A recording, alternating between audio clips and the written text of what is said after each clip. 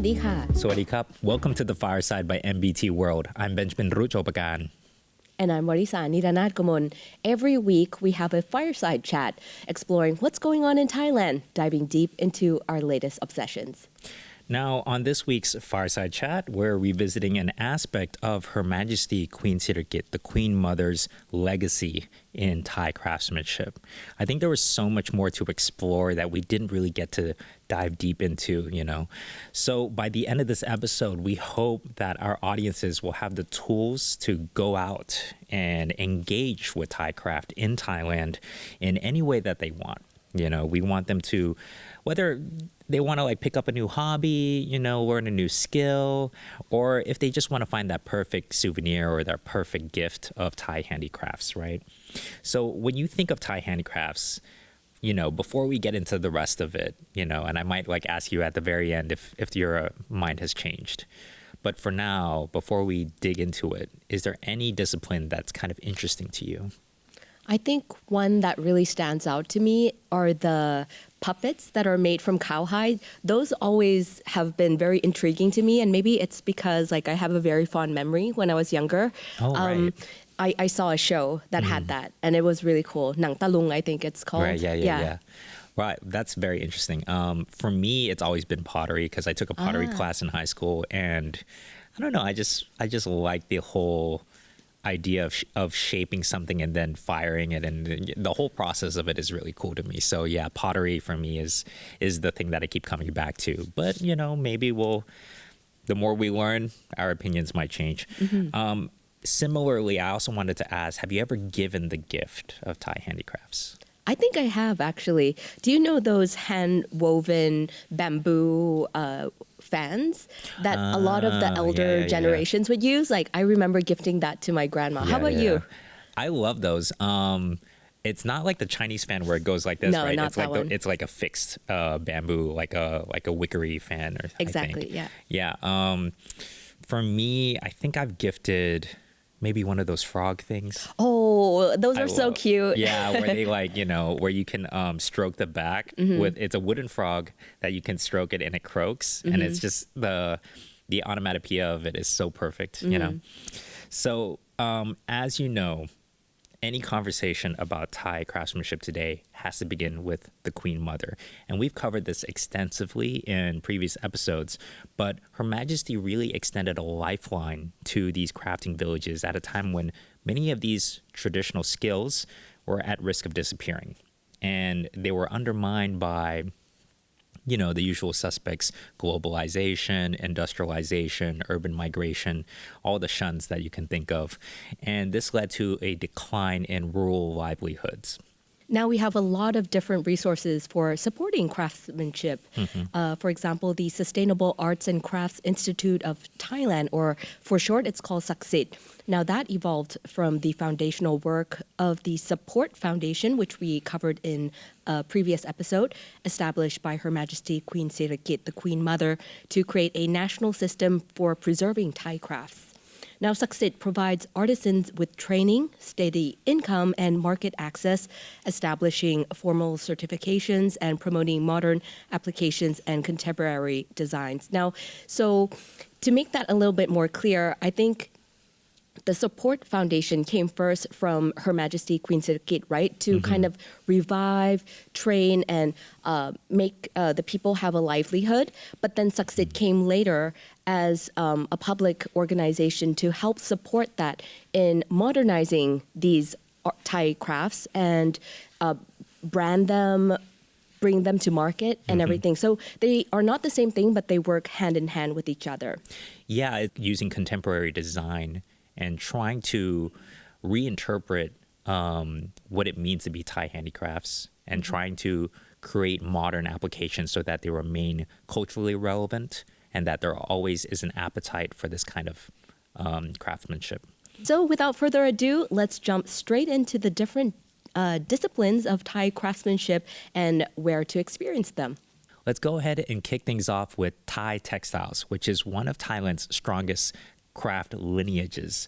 Now, traditions such as mat mi, jok, and yok dog, weaving and natural dye work are all things that we've covered before, but they remain central to regional identity. They don't all come from the same parts of Thailand, and many patterns record local histories, right? There's geometric repeats tied to specific villages or colors that reflect seasonal resources. Like indigo dye is very popular in the north. Weaving in Thailand and really all over, but we're just talking about Thailand here.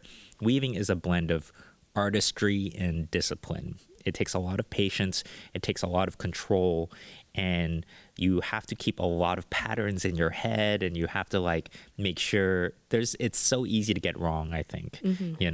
So there's a lot of memorization that happens at the same time on these traditional wooden looms. Yeah. And if you really want to experience Thai textiles and Thai silk weaving, where can you go? So a couple of places that we would like to recommend.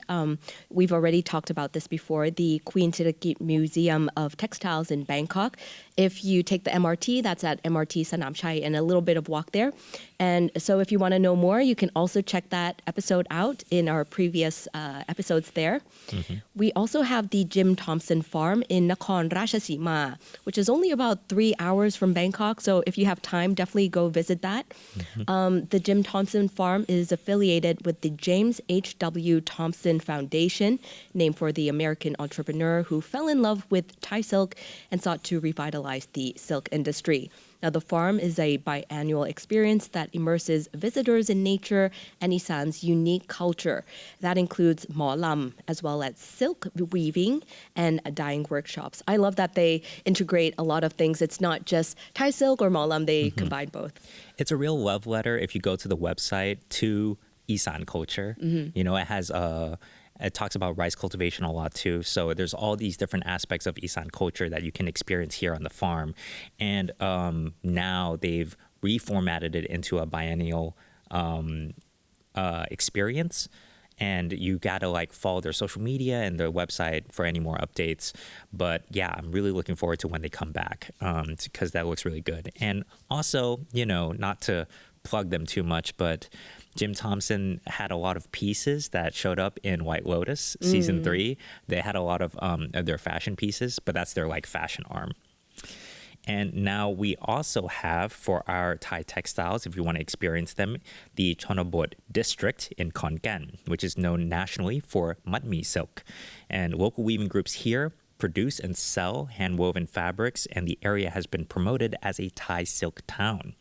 It's also home to the Sala Mai Thai Silk Weaving Exhibition Center. Now, this is a museum where visitors can explore all the intricate processes involved in creating beautiful silk fabrics, from the cultivation of the silkworms to the final weaving stages. Next, we have the Yok Thong Chan Soma Silk Weaving Village in Ban Tha Sawang in Surin, which is famous for its intricate brocaded silk inspired by ancient textiles of the Ayutthaya and Ratanakosin royal courts. Now, this village has also been known as the Apex Thai Silk Village because it had that unique honor of weaving gilded Thai silk, that's golden silk thread, into the tailored shirts and shawls of APEC leaders and their spouses back in 2003. So some really cool stuff there, and some really, really the finest craftsmanship you can find there. So from all of these places that we've listed, is there anything that jumps out at you?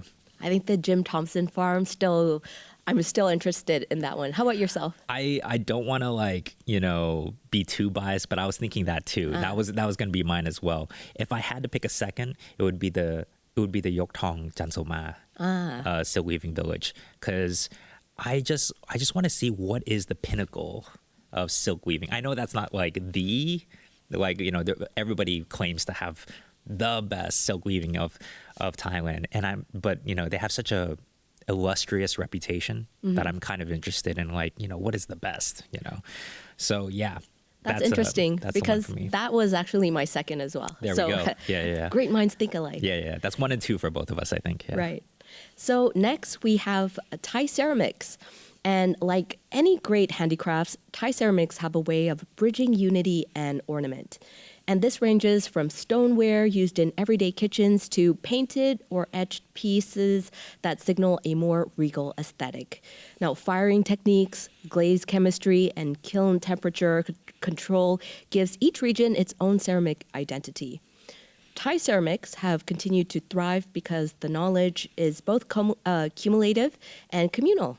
So potters, painters, and kiln specialists often work in the same cluster, refining each batch through shared experiences.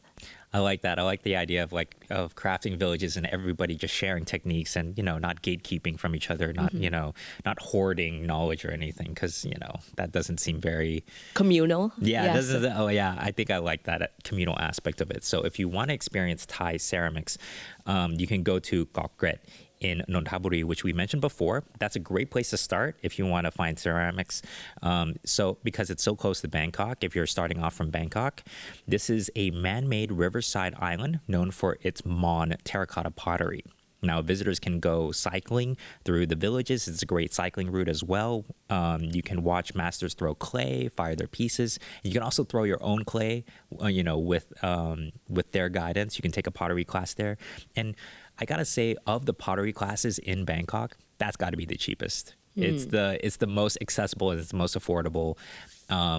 Because it's state supported, so it's a great place to get a really, accessible terracotta clay lesson. Can I ask terracotta you, yeah. do you have to go back to the next day to get your pot? You know what? I've been there 2 times now, and I'll say my pieces weren't good enough to go back for. Oh no! Okay. So I was like, I'm fine. It's if you don't want to. Okay. But if you make something you really like and you can go back to get it, but I think they can also get it delivered. If you have their line contact and everything, they can you can just pay to get it delivered to you. So yeah, so it's not something they're gonna do on the same day, but yes. Yeah, it takes time to do that. Okay. Yeah.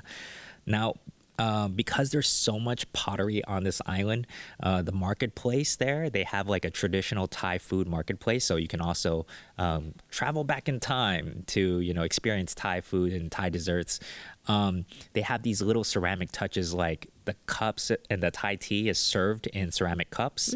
And you also get ha mok, served in little ramekins that are also made from their pottery as well. So it's just a little fun experience, that's a little different from other marketplaces. Right.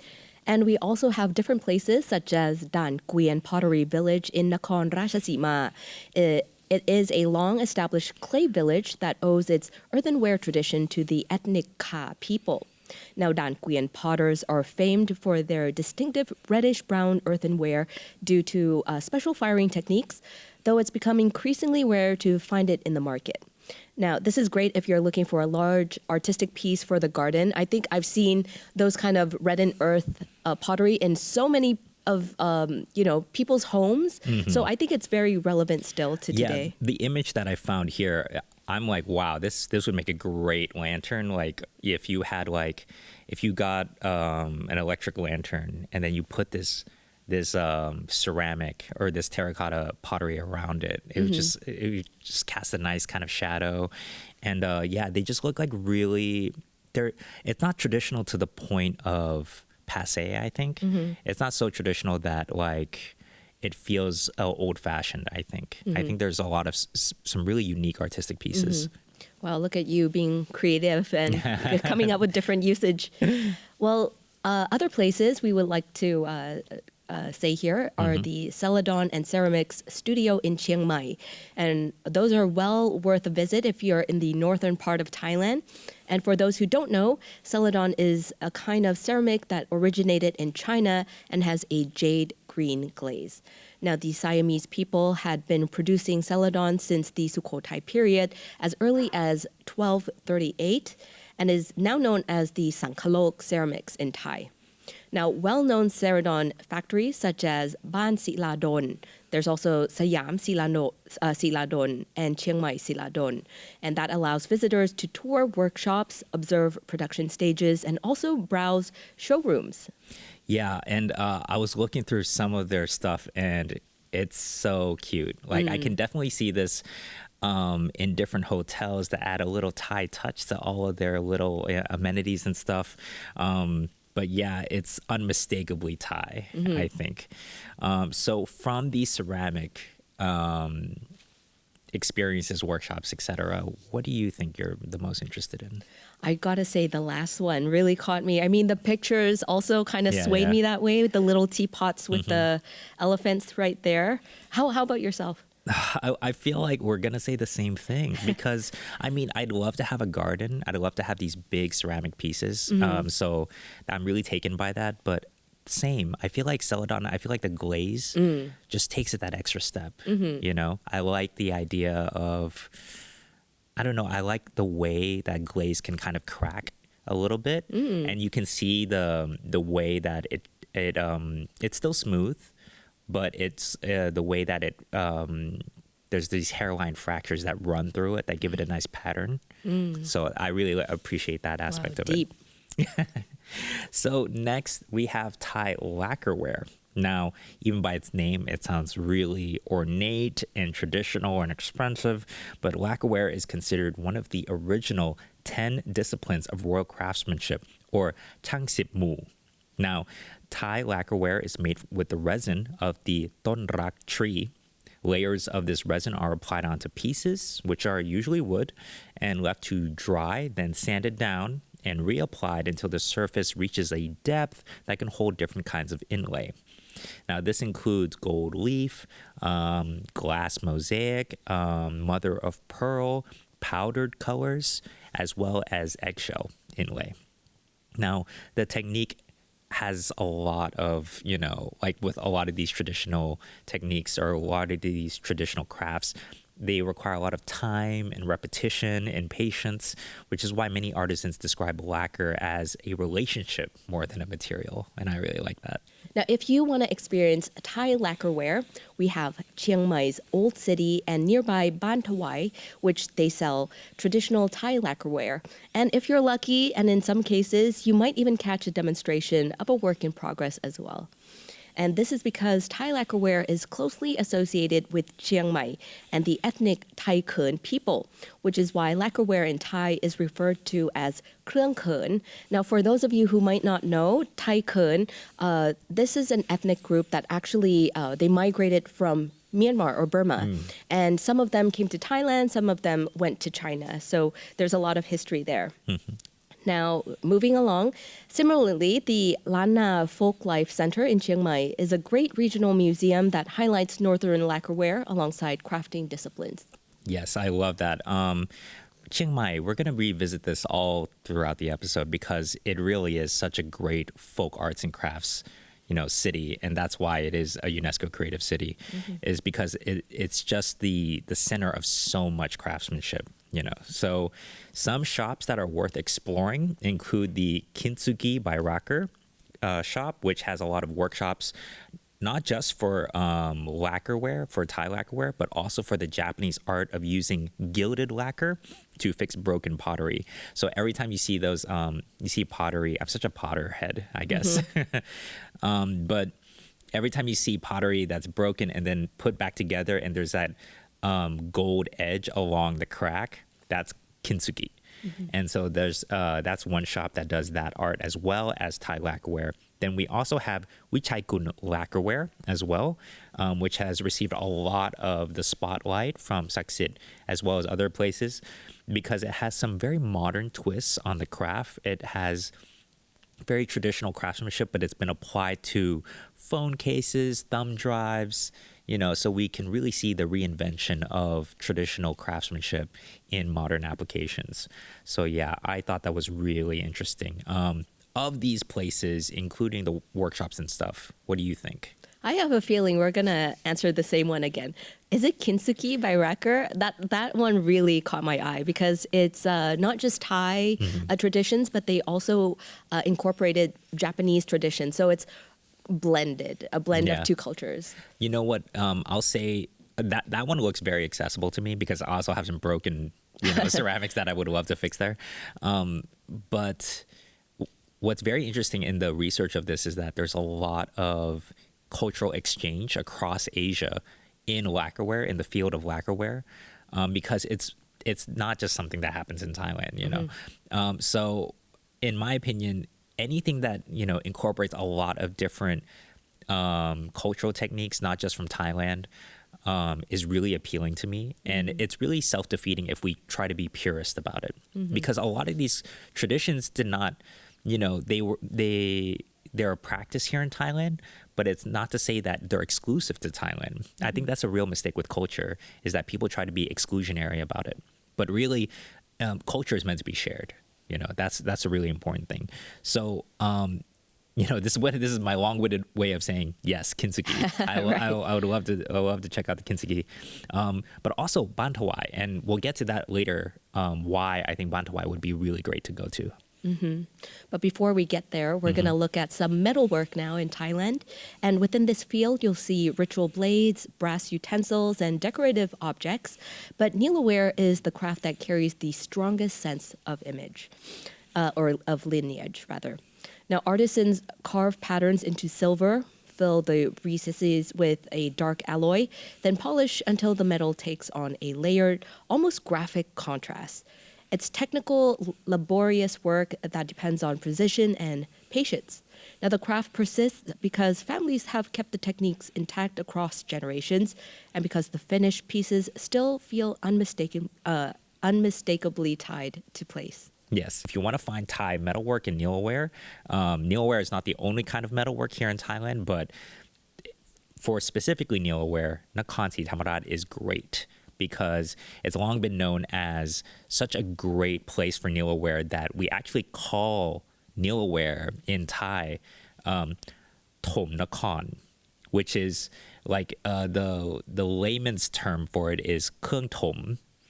And the Thom from Nakhon Si Thammarat is so good that they call it Thom Nakhon. It's really the best Nielloware that you can find in the country. Now, the Nakhon Si Thammarat Art and Craft College runs the Nakhon Si Thammarat Niello Learning Center.